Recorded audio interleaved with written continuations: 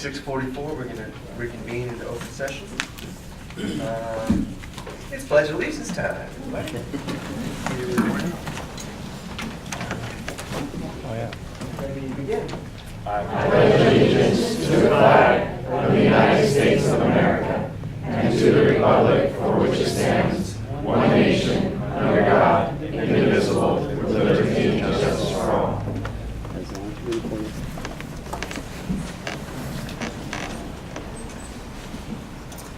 Okay, so going over the agenda, there's a couple of items that need to be corrected in Section 8, consent items, paragraph 3. Julie Hermosillo, who is a principal at El Gavilan, needs to be, is going to be resigning effective June 10th, 2016. And then right under there, under temporary certificated employees hired for the 2016 census school year, we need to remove Jaime Pantoja. And with those changes, do I have a motion to adopt the agenda?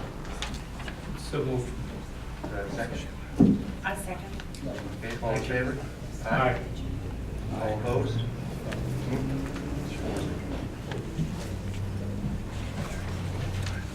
Yeah, abstain. Abstain.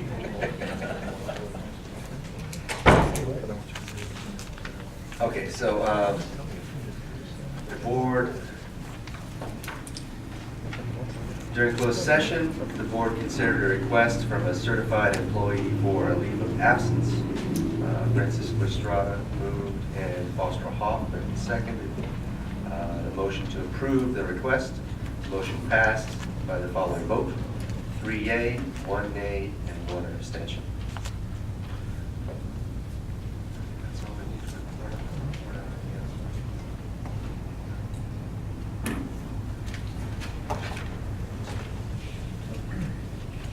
The board took no further action. Actually, we did. Okay, so we finished the evaluation, the superintendent's evaluation. She met and or exceeded our expectations. And so we gave her a positive evaluation.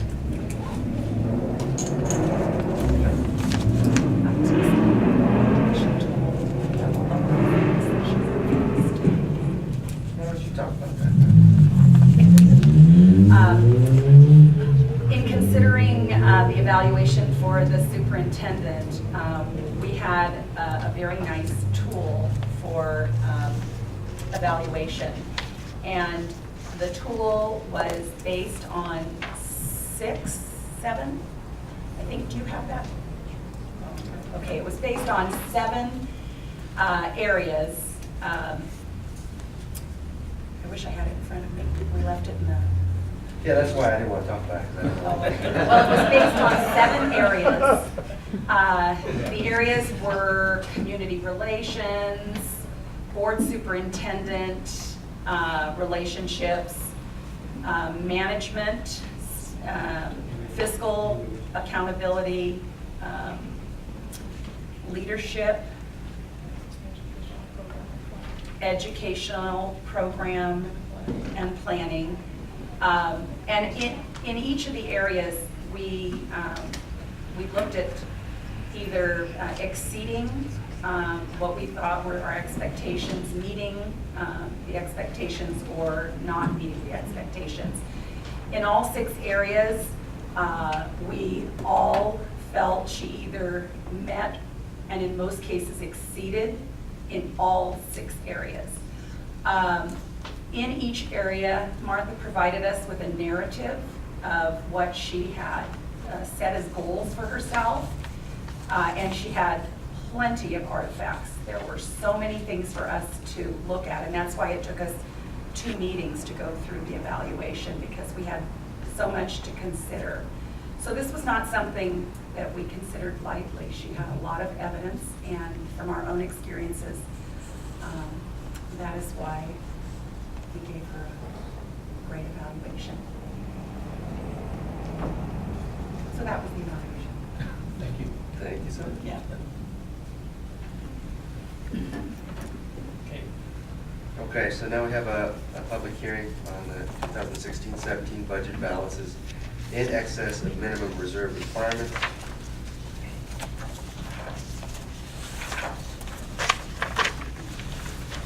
Questions or discussion or anything? For the public?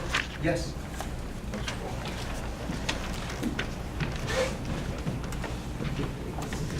Mr. Henry? Yes, Sean Henry, parent in the district.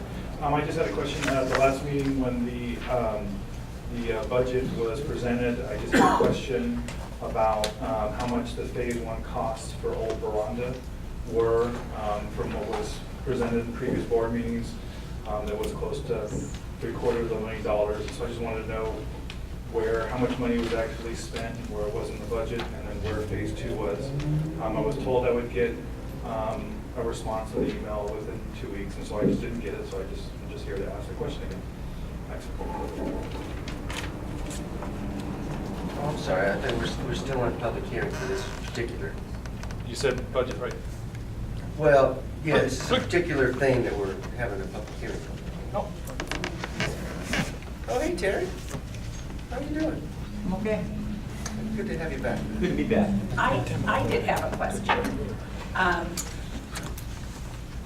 Say it again. I was looking at the balances that we have there, and I understand that those balances are going to go towards the future possibilities of the increase in STRS and PERS and all of those things. But is there any plan for us to begin setting aside money to pay off that Q-skip that's due? I mean, because I know it's not in this reserve, so is there at some point a place where we will begin taking the reserve and moving it in that direction, or I don't know, so I was asking. If I may respond. First of all, this particular public hearing, to put it in perspective, is required by Proposition 2. Proposition 2 specified that reserves could not exceed twice the minimum limit for school districts, and it provided a mechanism to report what those reserves were for a rolling 3-year period. And that's why this particular public hearing is with us today. It'll be moved to be an action item later in this meeting, this board meeting. What we did is we provided over 6% reserves this year that will roll into future salary STRS and PERS increases, both the salary increases for next year and the STRS and PERS that are over $1 million in the next 2 years. While we're doing that, we're looking at carving out money that we can move into Fund 56, and Fund 56 would be our debt service fund. And that'll vary by year based on the one-time funds we get, our recommendation and your approval, and any money we can carve out of the budget. So this year's extra reserve is earmarked for the out years to cover the additional raises and whatnot that we've already decided to give, right? That is correct, Mr. President. Thanks very much. Anyone else want to talk about the extra reserves? Okay, I think we're going to end public comment on that then. Oh, sorry, public hearing. Mary Johnson? Yeah, sorry, close public hearing. No acknowledgements. Well, actually, we do have an acknowledgement tonight, excuse me. I'm going to ask Mr. Velasquez if he'd like to come forward. He has 2 teachers that he'd like to tell us a little bit about. And Mary also is. They're a little nervous. Yeah. You? But, no, I'm not there. So I'm just going to really quick introduce and thank Al because he wasn't on the acknowledgement list. But Mr. Velasquez, for the last 20 years, our district has hosted binational teachers through the migrant education program. And it's always a challenge to find a host family to house our teachers. Mr. Velasquez is our host, and he's a host that's going above and beyond. So now I'm going to hand it over to him, but I thank him because he's definitely making things much easier for us. It's my 20th year doing it too. So But he joined our district, so now. Yeah, so I thought. So I'm just gonna let them introduce themselves. They're gonna tell you what they do in Mexico and what they're gonna be doing here. Yes. Well, hi everyone. My name is Sharon and her name is Gabby. We're here to the summer program for binational teachers. In Mexico, I'm an elementary school teacher and I'm an English teacher, and she's a preschool teacher in Michoacan, in Morelia and Lázaro Cárdenas. And we're really glad to be here and to be in the program. This is a new experience for us. Now in Spanish. Hola a todos, es un placer para nosotras estar el día de hoy aquí frente a ustedes. Quiero presentarles a mi compañera Sharon. Ella es maestra de primaria, viene de la ciudad de Morelia, Michoacán, y yo su servidora, soy Gabriela Delgado, soy maestra de preescolar de tercer grado y vengo de la ciudad y puerto industrial de Lázaro Cárdenas, Michoacán. Y igualmente pertenecemos al programa binacional docente. Venimos a fortalecer tradiciones, la identidad cultural, y muchas gracias por este momento. ¿Y se pueden explicar qué están haciendo hoy en el verano? Can you explain to us what you're doing this summer? Claro, empezamos a trabajar porque todavía no iniciamos con el curso de verano, pero empezamos a trabajar talleres con padres de familia y con alumnos.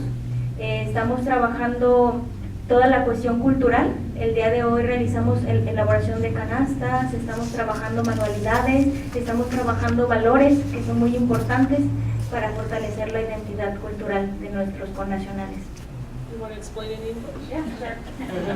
Well, before we start the summer program with only the students, we are in some workshops with the parents and the students. So we're doing like handcrafts and this kind of things like art related to the Mexican culture, so they can like reaffirm the Mexican national, like the values from Mexico. Thank you. Well, thank you so much for being here tonight. And this is our Board of Education. And so if you want to come and shake their hands. And when the summer program starts, they'll be working side by side with teachers from our district, with students. Nice to meet you. Thank you for coming. Thank you guys for giving us.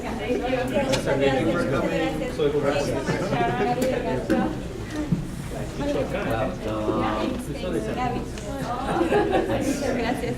Nice to meet you. Thank you. Welcome. Thank you so much.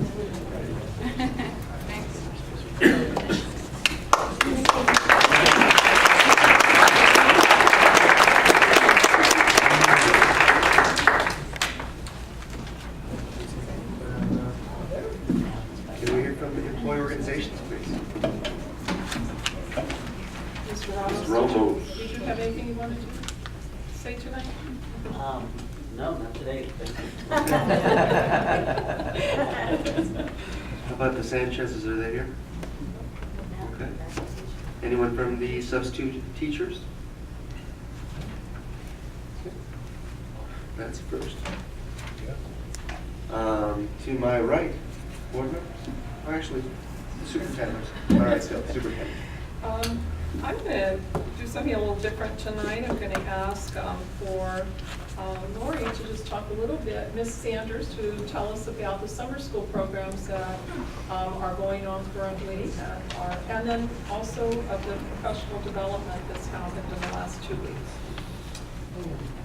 Okay, well currently, good evening board members and superintendent.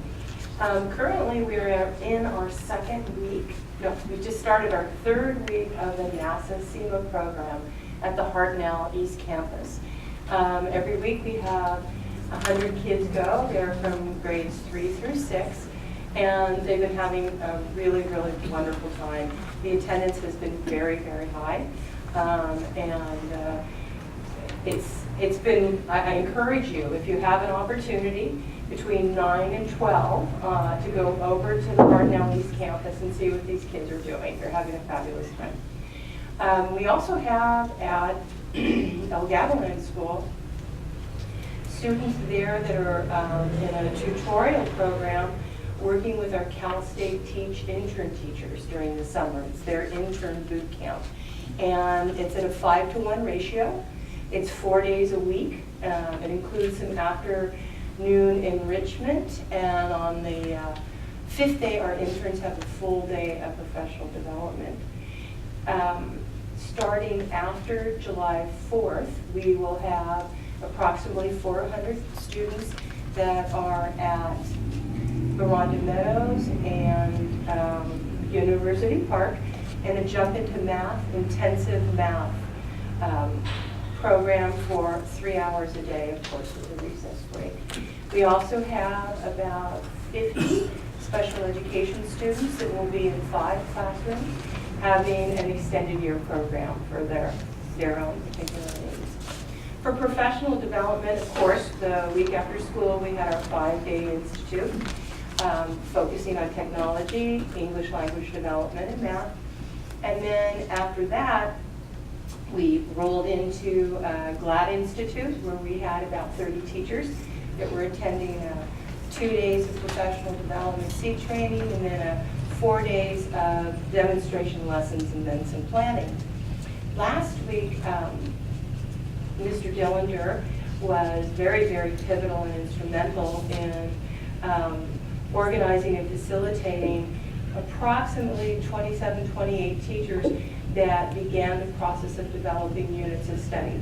It was the first 2 or 3 days, very, very intense professional development on standards-based instruction, from identifying magnet standards through taking a look at not just instruction, but assessment throughout the units. And so that's where we are as of today. And then just because we won't be here in July, I understand that we'll have a summer program beginning July 5th, July 5th. So we'll have jump into math. Right, that's at University Park in Veranda Meadows, Okay. yeah. Okay. That's it? Roberto, you have the floor. Francisco. I'm sorry, Francisco. Simplemente quiero darles un saludo afectuoso. I want to send you an affectionate greeting. I especially want to say hello to a great friend, Juan Martinez, the other one. This man is a historian, a teacher, community leader, musician, poet, and he's a great friend. Very nice to see you. He does it all. Thank you. That's all I have to share. I just wanted to say I had an opportunity to meet with a parent group about a week ago, and it was one of the PTO or PTAs, and I wanted to take this time just to thank the parents who so unselfishly give of their time. These are parents who are in the schools doing all kinds of volunteer work. These are parents who are doing all kinds of fundraising for all the special things that that schools want but don't always fit into their budget. And I don't feel they are recognized as much as they possibly should be. And it's a thankless task because they're there, and I know, parents and teachers just sort of take them for granted because they are on campus quite a bit. And I just wanted to take this time to thank them because it is very hard. And I know in this particular instance, these are parents who are really trying to do everything right. And I know one of the parents said, why is it that when you try to do something right, it's often seen as being unpopular? And it's just hard, especially when they give of themselves so much. So I just wanted to send out kudos to all those parent groups at all the schools and thank them for the hard work that they do, and to please don't give up, just keep doing what's right. Thank you.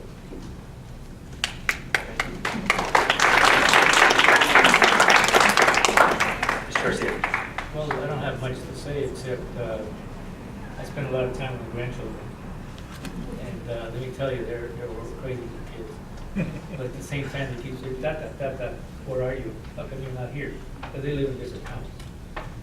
I did get a chance to go to El Gavilan this summer and watch the kids go through their training, their new training in groups.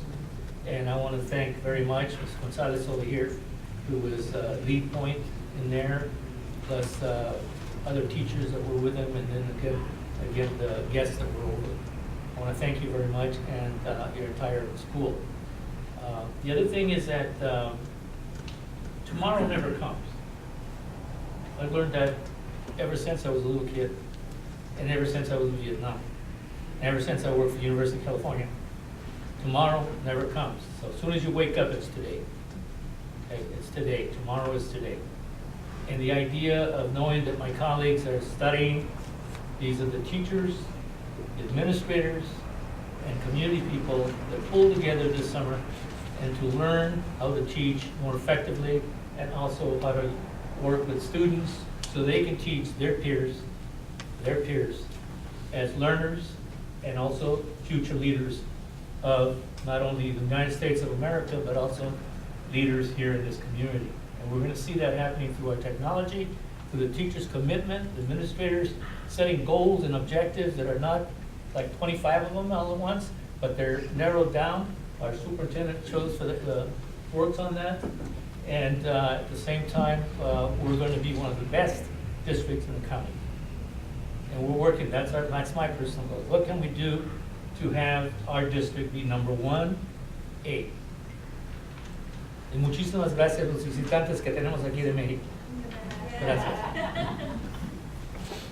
Thank you, Mr. Humphrey. Okay. Yes. In the last couple of weeks, I've had several questions about enrollment at Lincoln, and I just wanted to say that if we had 20 parents who wanted their children in kindergarten in the English-only program, we'd have class there. But we just don't have that enrollment, that's all. Thank you. So I wanted to take this time and address some previous concerns from last week. It's been a recurring theme about this Martin Cisneros consultant contract. So as far as we can gather, the board approved an action. And on that action, it said that the contract amount was $11,636. Attached to that, as you know, the exhibit or whatever, was a contract that had $25,000 and change. So right there's either a mistake on the board action or on the attached contract. Okay. There have been requests to see this contract, a signed contract for $25,000, and there isn't one. The signed contract is for $11,636, the amount that the board approved. Subsequent to that time, there were payments made, 3 of them in the $4,000 range, just shy of $5,000, which anything over $5,000 would require board approval. So it's a little odd that, instead of coming to the board and saying, hey, we'd like to pay this fella another 15 grand or whatever,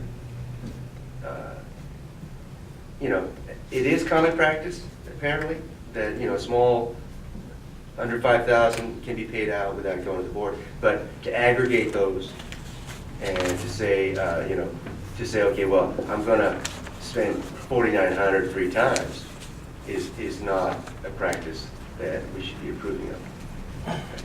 So just to put this in perspective, there is a common practice that allows for payments less than $5,000, but we're going to start monitoring these things a little bit more effectively. And we'd like to make sure that it's not a what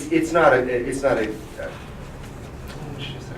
You shouldn't take liberties with that type of policy. Okay. So with that, let's see, that's enough of that. And we're going to move on, unless anyone else has replied to previous concerns.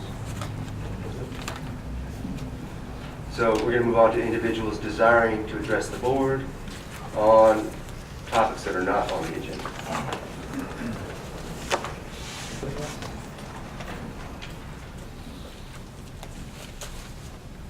Hi, Frank Garden from Mission Park School. I have a child at Mission Park. Thank you for that. I'm sure Cynthia will be very happy to hear the acknowledgement of that issue. I do have a couple of other topics not on the agenda. Is this on? Yeah. Thanks. So hopefully we can address a couple things this summer. First, in the wake of the Orlando tragedy, I think this might be a good time to reassess our safety protocol at each of the school campuses. In terms of access to the facility, I know many of the campuses have been upgraded with these various security gates and other measures that ensure that visitors must enter the campus through a single access point. I know this is the case at Mission Park and Monterey Park. I believe many of those doors and the gates are electronically controlled, so basically the district staff can lock and unlock those doors remotely. I'm just concerned that those security features aren't being utilized to their fullest extent. For example, even though any visitor at Mission, they have to come through the front entrance of the school office, there is a doorway, however, that leads directly into the hallways where the classrooms are. So it's not continuously secured, and I just think as an added layer of security, it might be wise to require that all visitors check in at the office staff who can remotely unlock the hallway door once they know that this person is safe to enter the premises. You know, I brought this up with our PTA board after Newtown in 2012, but I just noticed the climate is very relaxed, it's very trusting, which isn't necessarily a bad thing at our school, but you know, if it's just a parent or a volunteer who's there on a regular basis, I think eye contact with the staff might be enough of an authorization to unlock the door. And maybe even the district can authorize certain persons an employee badge so they can come if they're approved in advance. Second, there was a time in not so recent memory when families could actually walk their kids down to the playground at their neighborhood school and use the facilities much as you would any city park. I know I used to take my kids to ride bikes and fly kites at Mission, but now our schools are completely locked down after hours. I know I just talked about the importance of locking them up during school, but after school, after the students are dispersed, I think it's a different story. I was wondering if maybe we could just ask Mr. Ryan if it'd be possible to unlock automatically the security gate at one access point at say 8 a.m. on the weekends and then relock it automatically. If this is possible, I don't know. I'm just wondering if it would lock at dusk.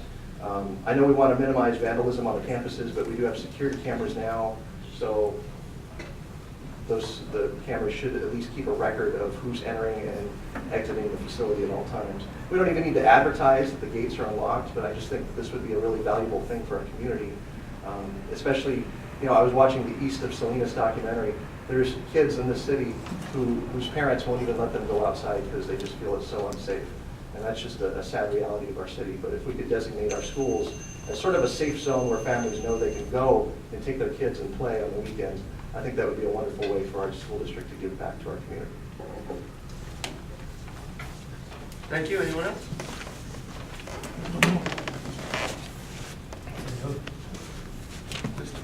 Thank you, board members, and Mr. Spada for the great kind words of encouragement there. I'm here today to make a quick presentation on an issue that's been affecting us for a long, long time in Monterey County and the state of California, except it doesn't get out much. And that has to do with the challenges that we have with our neighbors, which is agriculture adjacent to local schools.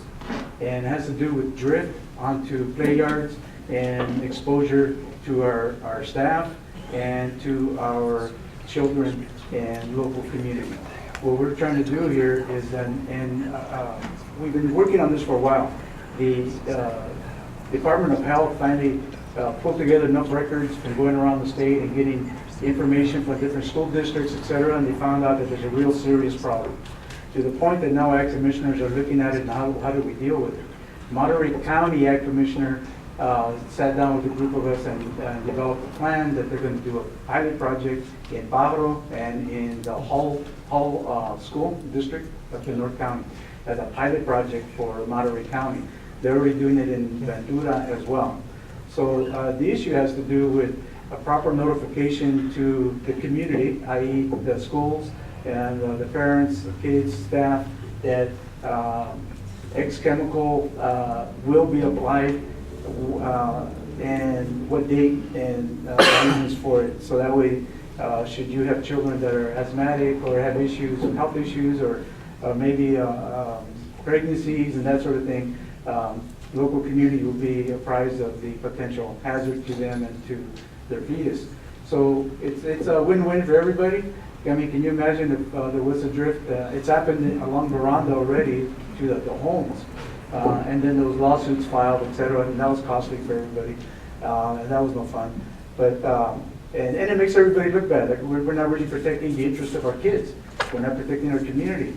And, you know, it's hard to blame anybody when it's an accident. No one does that on purpose. So the idea here is we're asking for a 1 mile buffer, or a 1 mile safety zone, it's a better term, 1 mile safety zone. And that safety zone actually would be, when they do apply, to let you know. It's not to grow nothing, it's not to apply anything, it has nothing to do with that. They can apply whatever they need, whether it's recommended, whether it's a carcinogenic or not. And they're doing it now without telling anybody. So all we want them to do is let us know.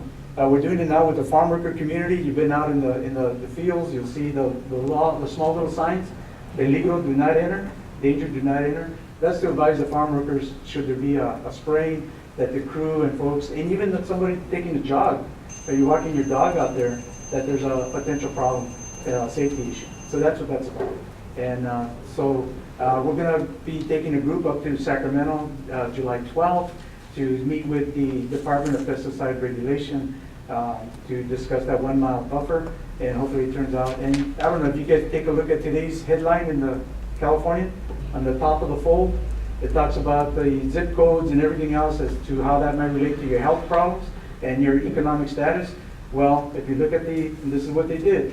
When you look at the zip codes and you look at the economic level of some of these folks, you're going to find out that that's where the problem's at. And who pays for that? We all do it through our taxes and ADA. How many kids are out of school because of headaches, sneezing, cold, allergies, et cetera, et cetera. And then you go with your teachers, and then the discipline of the children when they get, you know, antsy and they just can't be still, those kinds of things. So it gets a lot deeper, but I only got 3 minutes, so and you don't want to hear the rest of it. But that's in a nutshell. Thank you very much, God bless. One more tease.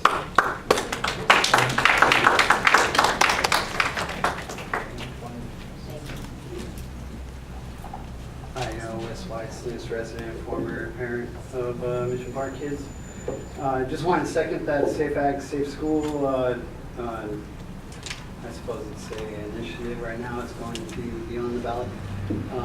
Pajaro Valley Unified School District's already endorsed it, and you know, anywhere that we've got borders of a major agricultural, I think it's safe to say it's not so safe.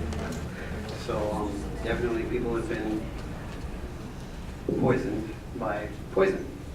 So it's definitely something that I hope this board would consider on a future agenda item to endorse it. So please consider that. Also, since you brought up this morning, the Cisneros thing, it's kind of interesting how 11,000 plus another 15,000, almost the exact 25, that's on the contract, which is kind of weird. How do you, like, it just seems like a little bit of accurate fuzzy math. And still, the website has redirects back to a blank page, and there's no televised of this. I mean, you got a camera there and there. I know last time I seen it, the audio was off by a minute or two toward the end of every session. So, like, what do we pay this guy for? That's what I'm wondering.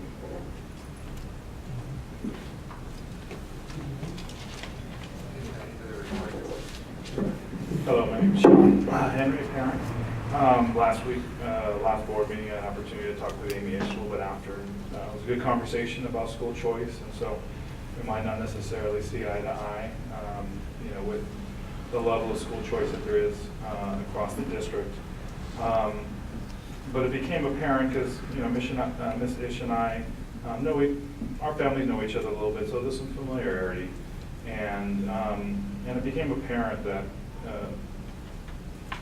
it might not be known exactly, you know, why I even come to these meetings, and why I'm part of this BBB movement.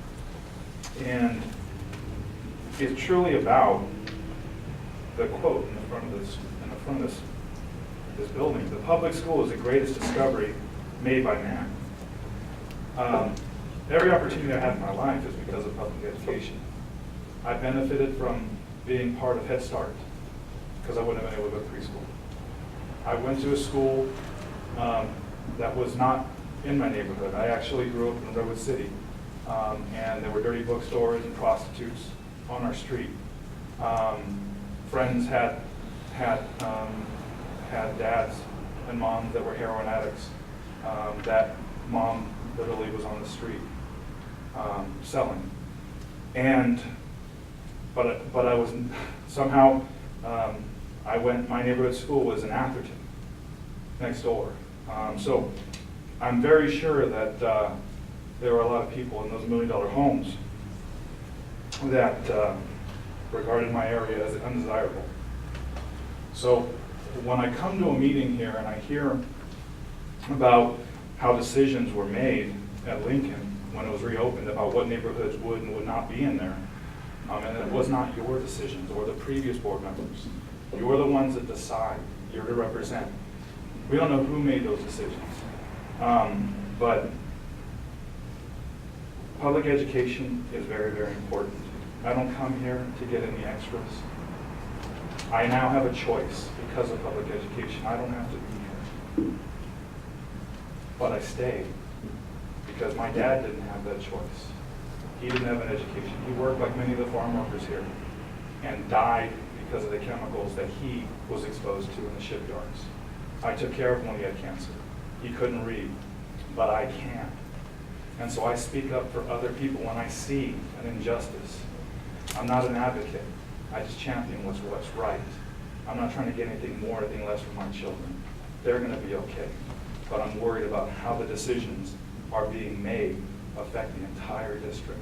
And a lot of parents that don't have the same voice, that are not listened, and that can't even get into a school, even when it's made public. Do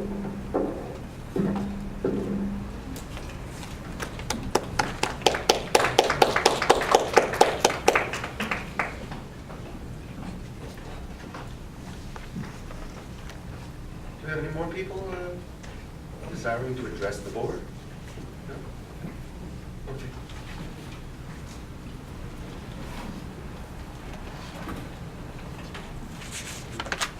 So we got the consent item agenda here. Have a motion to approve it? Or do we have any discussion? Does anyone want to pull any item? Mr. Ramos, anything you want to pull? Okay, then may I have a motion? Yeah, I'll move we approve it with the changes noted. Second. Okay, we have a motion second to adopt the consent agenda with those two changes. All in favor, aye? Aye. Aye. All opposed? 5-0.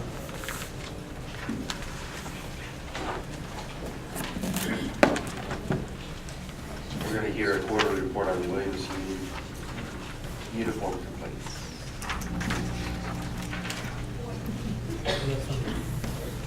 Yes. Good evening, Superintendent Martinez, Board President Kim, members of the board. Beatriz Chaves, Assistant Superintendent of Human Resources, and as an information item, I have Williams complaint report for the months of April through June, and there's only one report that was a complaint that was filed, and that was a teacher who had concerns about the state of her classroom, specifically about she was concerned about a cockroach problem. There was an inspection and there was no, there was an insect plant, but it was not a cockroach. However, the classroom was treated and the maintenance department will periodically check the classroom.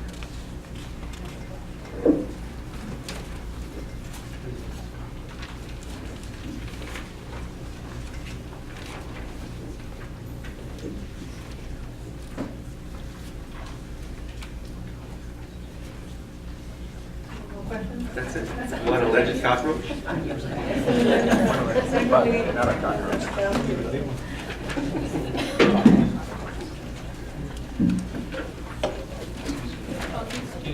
Before we go on to our action items, can we, Yeah, can we backtrack a little bit? just, if you, wait just a second, thank you. I know you had a correction to the agenda with the resignation, which was given to us, I think, 2 days before school was out, very close to the end of school, for the resignation of the principal at El Gavilan, and we were able to apply that position really quickly. We went through an interview process, and we were so excited to name a new principal at El Gavilan. El Gavilan is, and I spoke to the management team about this, is really excited about El Gavilan because I think they're teachers who want to do something different. They want to do things that are probably a little bit outside the box. They came to the board and they presented an item where they wanted to be a fully iPad school, which is not necessarily what we endorse because we use iPads in the primary grades and Chromebooks in the upper grades, but they gave their rationale. They had a whole action plan around what they were going to do. They also were made up probably, I don't know, I want to say at least 2/3 of the teachers who came for the units of study because that's where they want to go. And so they're a staff that's on the move, and they're a collective impact around their thinking. They're really in this together. So it's quite exciting to see what the synergy around the staff is. And it was really a very sad moment for us when we went to go talk to the staff about, right before school is out, that their principal, which they were so excited was going to lead them down this pathway, was not going to be there next year. So, but they were so excited when they got to know that they were going to have somebody who is just as equally as excited about the pathway and the journey that they're on, that wants to be a learning leader just like them and wants to walk down that pathway. So I'm going to ask that person, is she here, Isabel Cervantes, if she could come forward.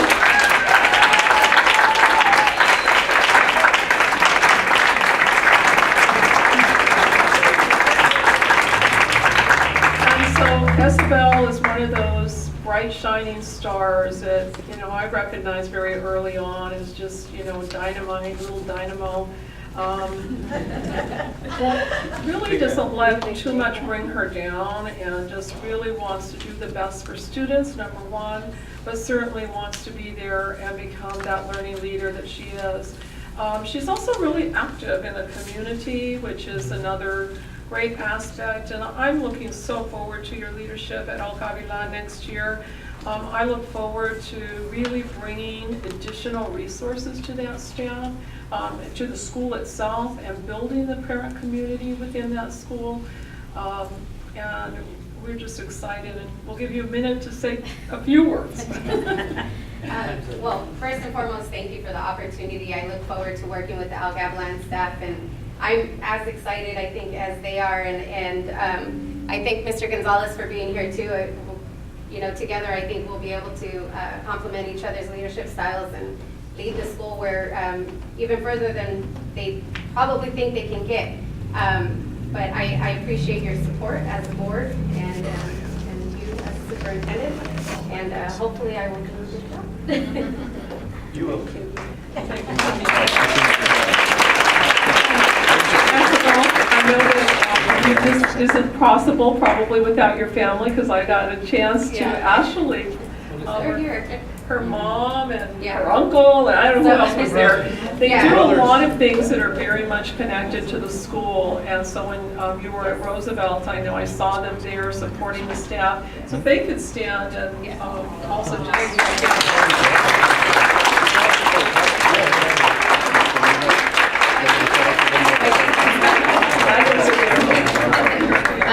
Yes, actually, one of my brothers is an employee here at the district, and my mom's an employee of ALSAL, has been for over 30 years. And my older brother, Angel, who set the bar, they're all here too, and my fiance, Adam. So thank you. Yes, definitely a family affair. Do I have? A Marine. Yes, he's a U.S. Marine. Well, I love it.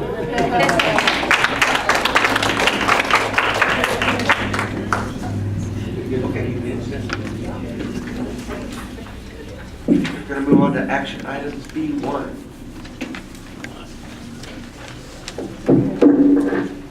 So, under action item B1, you have a resolution known as a classified layoff resolution. And Jerry's going to pass out a revised resolution. As I was doing the information gathering to complete this item, it came to my attention in the past, the layoff process was used to address vacant positions.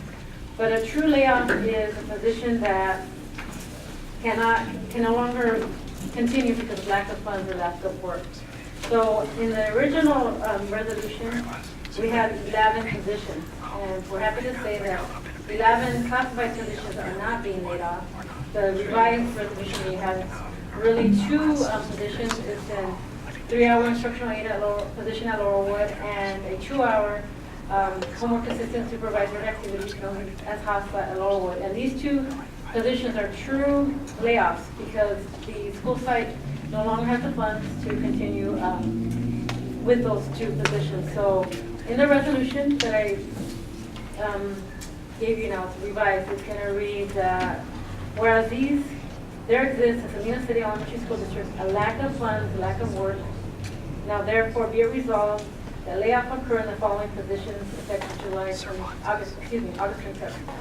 So 1 3-hour per day 10-month position of instructional aid, and the homework assistant supervisor activities, which is 1 2-hour per day 10-month period position, both of them at Laurelwood.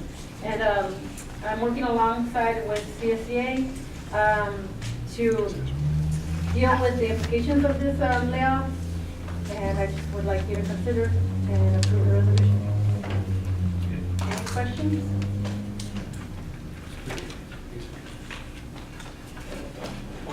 I understand the reason for the layoffs, but, lack of funds, lack of work. But it would seem to me that you would be needing more and more help in the classroom, rather than less. Correct. We do have additional positions that we're posting, and we're also considering increasing the amount of hours.